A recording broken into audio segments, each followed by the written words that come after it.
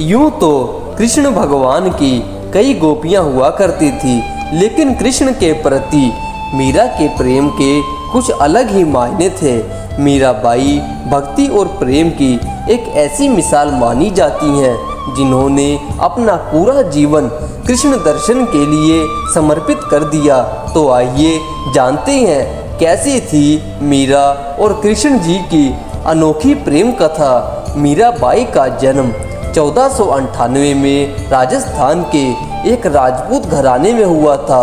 उनके पिता का नाम रतन सिंह और माता का नाम वीर कुमारी था। मीरा कृष्ण की बहुत बड़ी भक्त थी। जब वह 4 वर्ष की थी तब उन्होंने अपने घर के पास हो रहे एक विवाह को देखकर बेहद मासूमियत के साथ अपनी माँ से पूछा था कि प्यारी माँ, मेरा दूल्हा कौन होगा।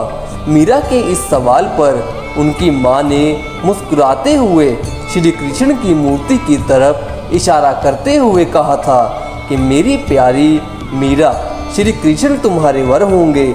जिसके बाद से ही मीरा श्री कृष्ण को अपना स्वामी मानकर उनके प्रेम में विलीन हो गई।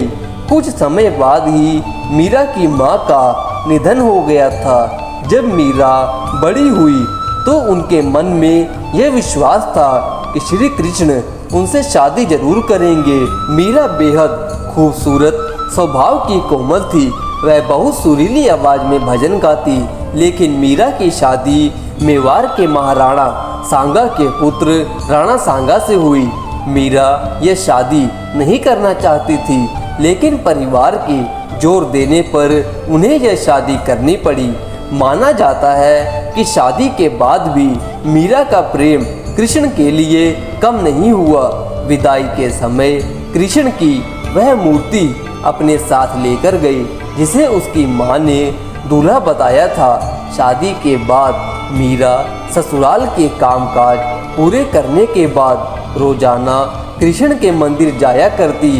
वहां जाकर वह श्री कृष्ण की मूर्ति की पूजा करती, उनके लिए मधुर आवाज में भजन और नृत्य करती। मीरा का कृष्ण के लिए प्रेम उनके ससुराल वालों को बिल्कुल पसंद नहीं था। उनकी सास ने उन्हें दुर्गा माँ की आराधना करने पर जोर दिया, क्योंकि उनके ससुराल वाले दुर्गा देवी में बहुत विश्वास रखते थे। लेकिन ससुराल वालों के श्री कृष्ण की आराधना से रोकने पर मीरा ने साफ कह दिया कि मैं पहले ही अपना जीवन कृष्ण के नाम पहले ही कर चुकी हूँ। इसके बाद मीरा की ननद उदाबाई ने उन्हें बदनाम करने की कोशिश की। उदाबाई ने अपने भाई राणा से कहा कि मैंने मीरा को किसी के साथ देखा है, उसका किसी के साथ प्रेम संबंध है। यह सुनकर राणा बेहद क्रोधित हुए और आधी रात बहन उदाबाई के साथ मंदिर जा पहुँचे। मंदिर पहुंचकर उन्होंने मीरा को कृष्ण की मूर्ति के साथ अकेले ही बात करते हुए देखा। यह देखते ही वह गुस्से से चिल्लाए कि मीरा, अपने जिस प्रेमी से तुम बातें कर रही हो उसे मेरे सामने लाओ। इसके जवाब में मीरा कृष्ण की मूर्ति की ओर इशारा करते हुए कहती है कि ये मेरे स्वामी हैं, इनसे मेरा विवाह हो गया है। यह सुनने के बाद राणा का दिल टूट जाता है, लेकिन फिर भी वह पूरी श्रद्धा से अपना पति धर्म निभाते हैं और आखिरी सांस तक मीरा का साथ देते हैं। मीरा का देवर विक्रमादित्य चित्तौड़गढ़ के नए राजा के रूप में चुना गया था। उनको कृष्ण के प्रति मीरा की भक्ति और लोगों के साथ मीरा का मेल जोल पसंद नहीं था। उन्होंने मीरा को मारने के लिए फूलों की हार की एक टोकरी भेजी जिसके अंदर जहरीला सांप था। मीरा ने जैसे ही टोकरी खोलकर देखा तो उसमें कृष्ण की एक खूबसूरत मूर्ति फूलों के साथ सजी हुई पाई गई। इसके अलावा विक्रमादित्य ने मीरा को मारने के लिए प्रसाद में जहर मिला दिया। मीरा जानती थी कि उस प्रसाद में जहर है, फिर भी मीरा ने वह जहरीला प्रसाद ग्रहण कर लिया, क्योंकि उन्हें विश्वास था कृष्ण जी उन्हें जहर से बचा लेंगे। जब मीरा को मारने की कोशिशें हद से ज्यादा बढ़ गई तो मीरा ने तुलसीदास को एक खत लिखकर उनसे राय मांगी। तुलसीदास जी ने जवाब लिखा कि तुम उन्हें त्याग दो, जो तुम्हें नहीं समझ सकते।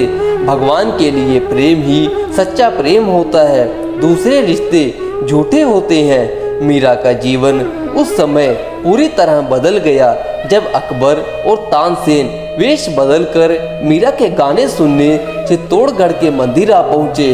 उन्होंने मीरा के पवित्र चरित्र छूकर कीमती जवाहरात की माला कृष्ण की मूर्ति के आगे रख दी। जैसे ही राणा को यह सूचना मिली, वह बेहद क्रोधित हो गए, जिसके बाद उन्होंने गुस्से से मीरा को कहा कि जाकर डूब मरो और जीवन में कभी भी अपना चेहरा मत दिखाना। तुम्हारी वजह से मेरी और मेरे परिवार की बहुत बदनामी हो चुकी है। तुमने हमें लांछित किया है।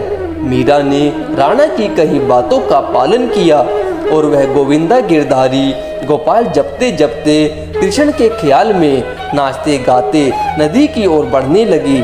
जैसे ही मीरा ने नदी में कूदने की कोशिश की, पीछे से किसी ने उनके हाथ को थाम लिया और गिरने से बच गई। मीरा ने मुड़कर देखा तो उसके अपने प्रेमी कृष्ण को पाया। कृष्ण को अपने पास देखकर मीरा को विश्वास नहीं हुआ और वह कृष्ण की गोद में बेहोश होकर गिर पड़ी।